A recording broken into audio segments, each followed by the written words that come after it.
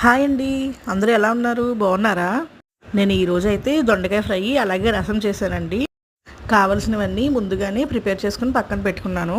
First ఆయిల్లో వెల్లుల్లి వేసి, తర్వాత పోపులు వేసి, ఆవాలు, జీలకర్ర, అలాగే పొడవుగా కట్ చేసుకున్న ఆనియన్స్, పచ్చిమిర్చి వేసుకోవాలి.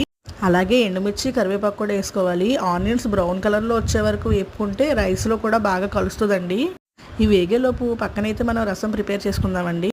రసానికి ఆయిల్లో ఫస్ట్ అయితే నేను మెంతులు వేస్తానండి. ఆ ఫ్లేవరే చాలా బాగా అనిపిస్తుంది కదా. అలాగే ధనియాలు, జీలకర్ర, ఆవాలు, పొడవుగా కట్ చేసుకున్న ఆనియన్స్, ఎండుమిర్చి, కరివేపాకు వేసుకోవాలి. పక్కనైతే మనకి దొండకాయ ఫ్రైకి ఆనియన్స్ వేగిపోయాయండి. దొండకాయ ముక్కలు అయితే వేసేసుకుందాము. అవి మగ్గేలోపు మనం రసంలో వాటర్ అయితే యాడ్ చేసుకుందాము.